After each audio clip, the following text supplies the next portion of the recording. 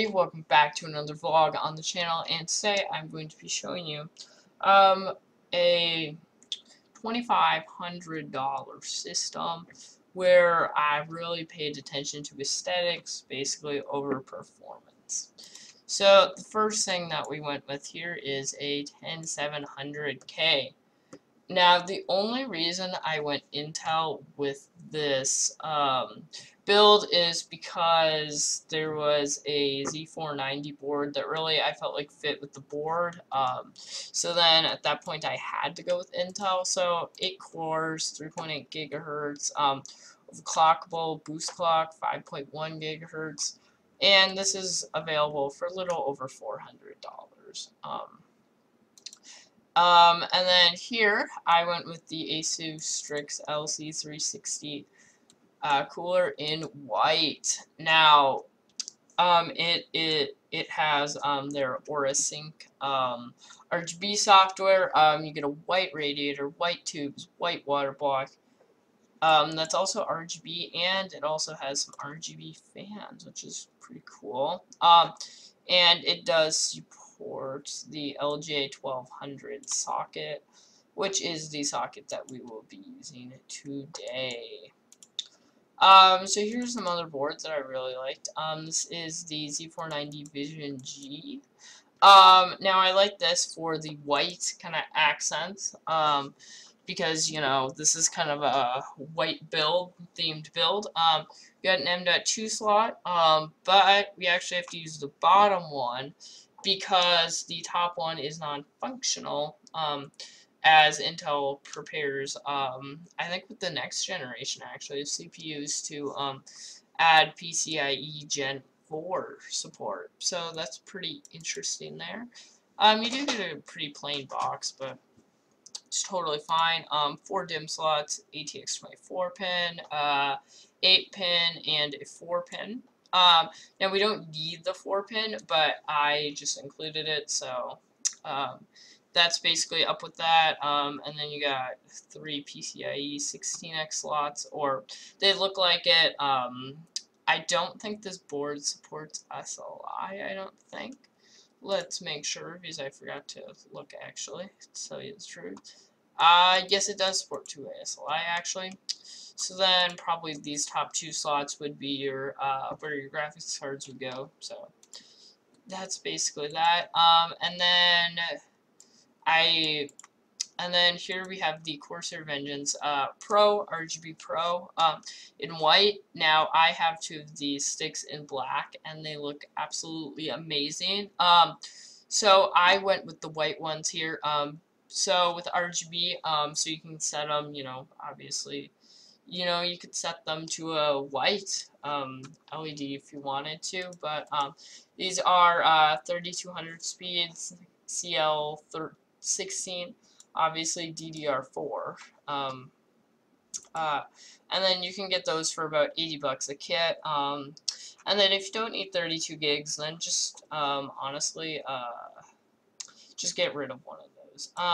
And then here we just have a WD Blue 500 gigabyte solid state drive there. So this is just a pretty simple 2.5 SATA Rev 3, honestly. Pretty simple drive there. Got plenty of ratings. So yeah, that's basically it for that drive. About 60 bucks on Amazon. And then here I have a Western Digital Blue SN 550 1 terabyte drive. So, you know, this is going to be kind of your main drive, honestly, I would think. So, you know, you'll dump kind of all your applications that you normally use on this drive, and then the other drive will just be kind of a, you know, kind of a drive that just sits there. And that's actually available for $104. And then I did make sure it was NVMe, so you get those faster speeds. And then here is our RTX 2070 Super. Now, I don't recommend going with, I mean, the RTX 2070 Super is a great card, but it just, when we could have got a, you know, RTX 2080 Ti in here most likely, but I decided to go with the 2070 Super just because I didn't really see a card otherwise that I really liked that was white, of course. So you got a nice LCD screen there. You got your NVLink connector there. And then this card does support a 8-pin and a 4-pin. So yeah, and then this will run you about almost 800 bucks. Unfortunately, I found it for $717 on a website, but so yeah. And then here is the case that I really wanted to use, which is the Phanteks Eclipse P400 500. Sorry, A. So this is a really great case. You get a RGB controller built into the front I/O to control your front fans. And then you got RGB in the power supply shroud. You can fit 2 systems in this case, which I really like. You can vertically mount your GPU. It has room, I'm pretty sure, for 360 on top, and then you can do a 120 or 140 in the back. So yeah, great case. And if you want to save a little bit of money, you can use the non-RGB version. That'll run you about 100 bucks. This one will just run you a little bit more at 130. And then here is our PC power supply here. This is the Corsair RMX 850 watt 80 plus gold certified power supply, and I went with this one because it was actually cheaper than the last. It's cheaper than the 750 watt version, which I thought was really weird. But here it is. Very great PSU. So yeah, great ratings there. You know, you get 2 8-pin EPS, which was very important to have. You know, you got Molex, all the stuff. So yeah. And then we actually did get some custom cables here from Cable Mod. Now these are wired up to be exactly with the this power supply. So as you can see, there we go. So here is our 24-pin, which I did all white for these cables.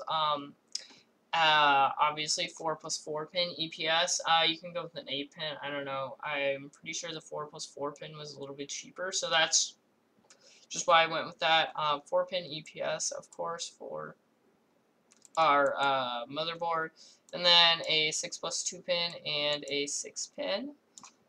So that's that. And then we need SATA power, one for our SSD. Oh, actually, we probably need a triple SATA. I forgot. So you would need a probably triple SATA power because I forgot about power for the AIO. So yeah, but you know, it wouldn't really matter. It would just look like this anyway. So yeah, that's that. And then basically that's the whole build. And then actually I totally forgot I removed this, but we're just going to throw in a $15 fan, and then that's pretty much the build here. This is just from Arctic. Pretty simple fan there, 15 bucks. So yeah, we actually can get a white fan, which actually, now I would throw this fan in, but it actually is going to run you about 41 bucks. So that's kind of the problem with that. But guys, this was a little bit of a shorter video. So I do want to thank you for watching, and have a great and fantastic rest of your day. Go.